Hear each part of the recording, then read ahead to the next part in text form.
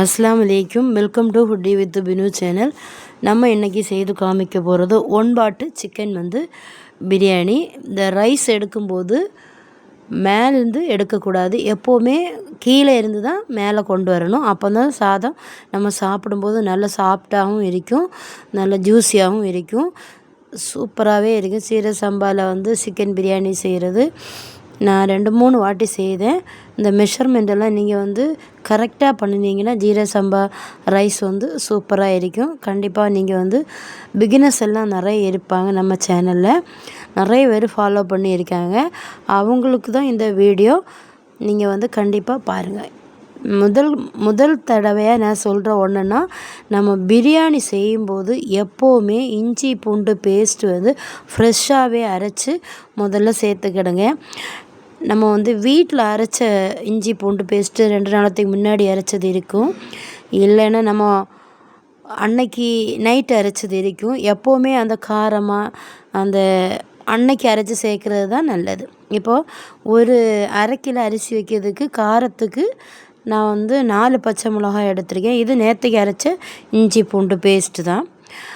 ஒரு முழு பூடு, அதுக்கப்புறம் ஒரு மீடியமாக ஒரு சின்ன துண்டு இஞ்சி, இவ்வளவும். நான் இப்போ பிரியாணி இன்றைக்கி எடுத்த வீடியோ தான், ஃப்ரைடே இன்னைக்கு. இப்போது நம்ம கரம் மசாலா ஸ்பைசஸ் எல்லாமே போட்டிருக்கோம். ஒரு 3 வெங்காயம், அப்புறம் ஒரு 3 தக்காளி, சின்ன தக்காளி தான் 3 எண்ணம் போட்டிருக்கேன். ஒரு மீடியமான 3 வெங்காயம் நீள வாக்கில் அரைச்சிட்டு, அப்புறம் ஃப்ரெஷ்ஷாக இஞ்சி பூண்டு பேஸ்ட்டும் அதில் அரைச்சி சேர்த்தாச்சு. மல்லி இலை, புதினா இலை என் கைக்கு கொஞ்சம் கொஞ்சமாக ஒரு பிடி போட்டிருக்கேன். அதுக்கப்புறம் இதை நல்லா வதக்கி விட்டுறணும்.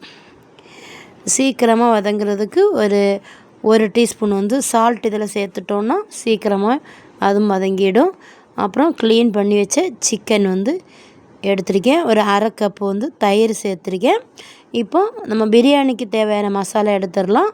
சிக்கன் மசாலா 1 டேபிள் ஸ்பூன் எடுத்திருக்கேன்.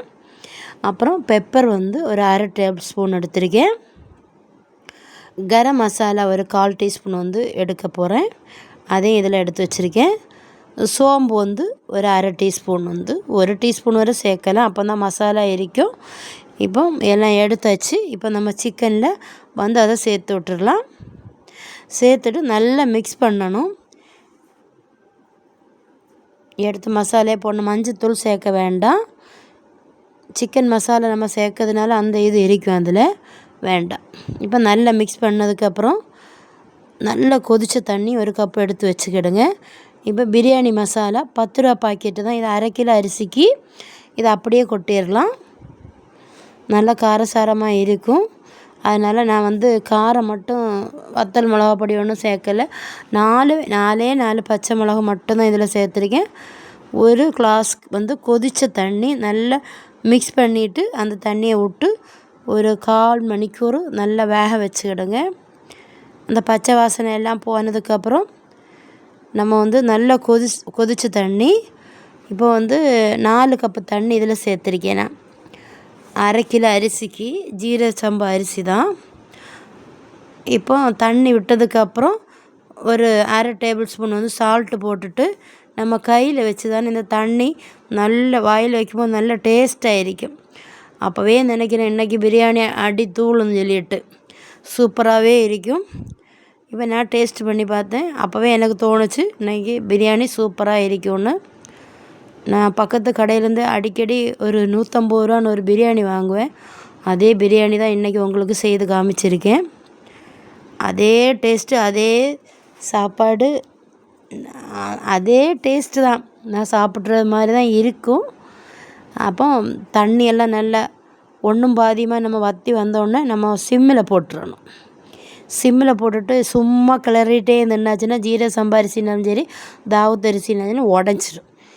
இப்போ மீடியமாக இந்த தண்ணி லைட்டாக வற்றி வரும். அந்த டைமில் தோசைக்கல் எடுத்து வச்சுட்டு நல்லா ஹீட் பண்ணிவிட்டு தம் போடுறதுக்கு நம்ம எடுத்து வச்சிடணும்.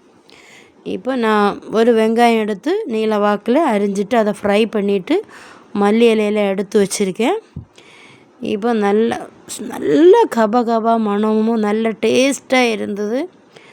எனக்கு ஆச்சரியமாக இருந்து ஜீரக சம்பா அரிசி சூப்பர் பிரியாணி நீங்கள் ட்ரை பண்ணி பாருங்கள்.